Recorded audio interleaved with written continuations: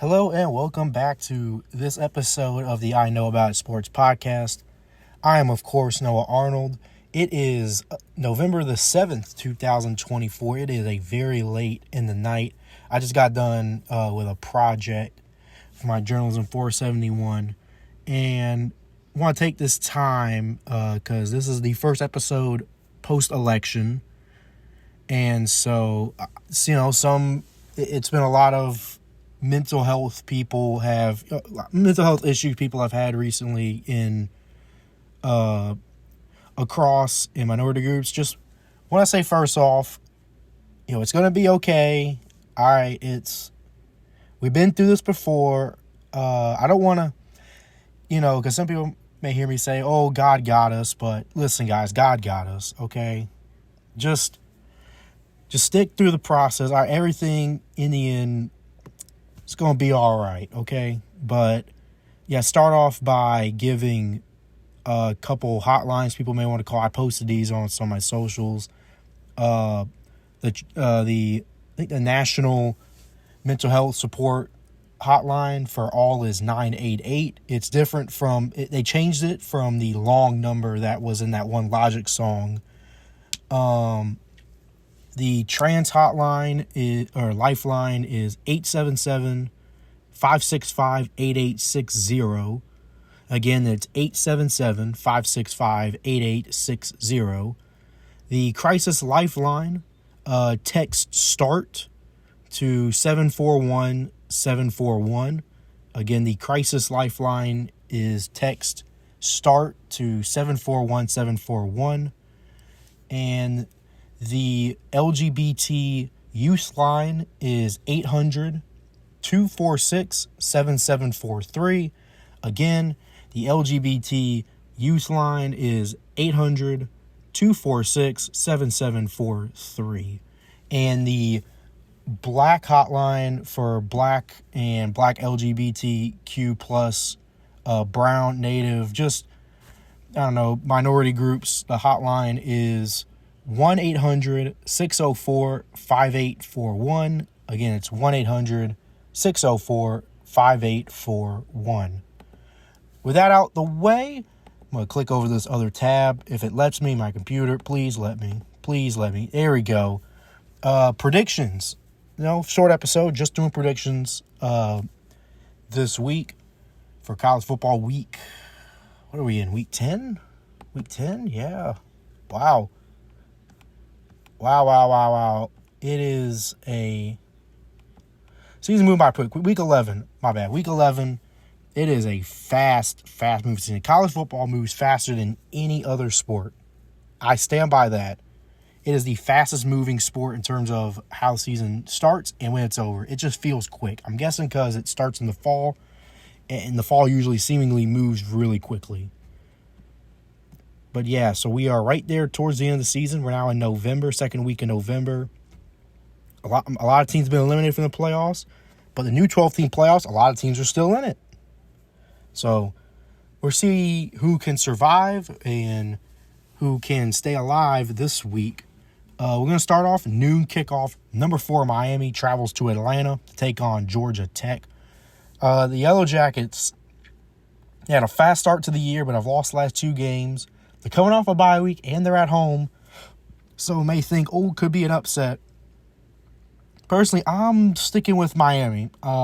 This is a team of destiny this year. They win games out of their ass, out of their hat. Cam Ward is just going to pull out another rabbit out of his hat and get the Hurricanes over the hump to win this game in Bobby Dodd Stadium. I think the game is going to be a lot closer than most people will think. Game that will not be that close.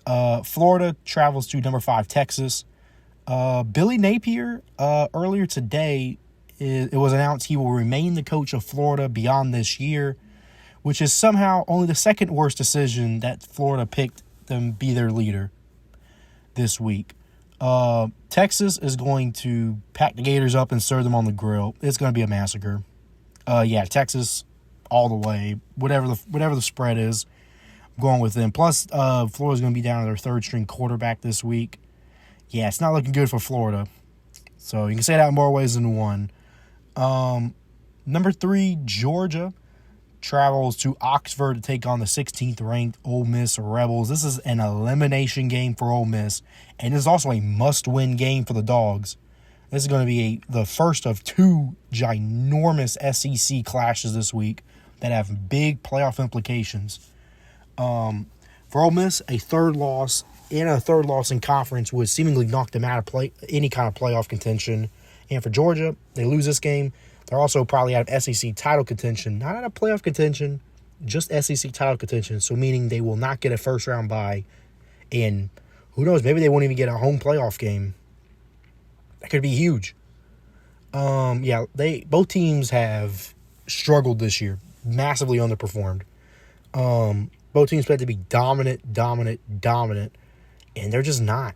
These two teams are just not what we thought they would be, outside of Ole Miss a week ago and the Texas game a couple weeks ago for Georgia. Last week Georgia played the worst game I've seen them have all year against Florida. They should have beat Florida by 30, and they just squeaked away against them. Carson Beck has been outright bad over the last 3 games. He's thrown multiple picks in every single game of the last 3. And I've been flip-flopping all day, but my gut is telling me stick with the Bulldogs. Something tells me Kirby's going to have those boys out for blood, and you're going to hear all the noise about potential upset. So I'm going with Georgia. Take down the Rebels. Another 3:30 clash. Michigan, and it travels to Bloomington to take on the 8th-ranked Indiana Hoosiers. The most surprising team in college football, the Hoosiers. 8-0, number 8 in the country. They've only trailed once this year. That was last week where they trailed 10-0 against Michigan State. They proceeded to score 47 straight points in the game. They won that game 47-10. And this Hoosier team's on another level, and Michigan's not. I don't even know who's going to be their starting QB. I don't think Michigan knows either. If this is your first year watching college football, you would have no clue Michigan was the reigning national champions. That's how bad they've been this year. So I'm going with the Hoosiers to win this one. Another 3:30 game. Number 23 Clemson travels at the Blacksburg to take on Virginia Tech. Clemson's coming off the worst home loss in 11 years last week. And they no longer control their own destiny to not only make it to Charlotte to play for the ACC championship, but go to the college football playoffs. They no longer control their own destiny, but they have to win out. Virginia Tech's coming off a heartbreaker overtime loss at Syracuse a week ago in what's been a disappointing year for the Hokies. But Virginia Tech may have their starting QB, Kyron Jones. Maybe. So that might be huge if he plays. But if this was a night game and not 3:30, I would be going with the Hokies. But it's not. It's 3:30. I'm going with Clemson. All of us Clemson fans are thanking ESPN, thanking us that this game did not be made a night game. Otherwise, Enter Sandman at night, after Clemson just got body bagged last week, would have been a death sentence. We would have lost, without a doubt. But we still could lose this game easily. However, a night game at Virginia Tech would have been impossible to win. So, moving on, another 3:30 game. Number 20 Colorado, off a bye week, travels to Lubbock to take on Texas Tech. Could the Fighting Deons be a playoff team? If they win out, they would be. But they have to win this one in Lubbock against a Texas Tech team who just gave Iowa State their first loss of the season. Colorado's off a bye week, while the Red Raiders just came off an incredible high. I think that makes a difference. I think Texas Tech's going to be a little bit more drowsy, not as emotionally in the game as much. Their stamina's not going to be as high. I'm going with Colorado to win in Lubbock against Texas Tech. And honestly, looking at it, Colorado may be a playoff team with Shador, with Travis. And they brought us up too. This is 100% going to be Deion's last year in Colorado. He's not staying another year. So they're going to leave it all out on the line before Hunter and Shador and Deion bolt at a boulder faster than Halsey's mattress. So, yeah, I'm going with Colorado to win this one. There's a train going by. South Carolina Vanderbilt. Vandy in South Carolina being a marquee November matchup in a game where both teams should probably be ranked. What is 2024? I mean, last week, Carolina came off that big upset win that I talked about last episode against Texas A&M. Vanderbilt's been on a roll this year. This came off a defensive slugfest in Auburn. And this game is going to be a whole lot better than that 40-6 downpour of a game I sat through last year in Columbia. I was wet, I was miserable, and I didn't think to take a shower as soon as I got home, so I was sick for the whole next week because I took one like 2 hours after I got home, not like as soon as I got through the door. So yeah, I was sick the whole week last time I went to the Vandy Carolina game. This time it's in Nashville though, but I don't think that matters as much. Sellers are on another planet. This defensive line is something Pavi has not seen all year. I'm going with the Gamecocks to pull off the win in Nashville, and that would make it, the 17th, 18th straight year Carolina's beaten Vanderbilt? So I'm going with the Gamecocks there. The biggest game all week will be played in Baton Rouge, Louisiana at night, as the 11th ranked Tide travel to Baton Rouge, Louisiana to take on the 15th ranked LSU Tigers.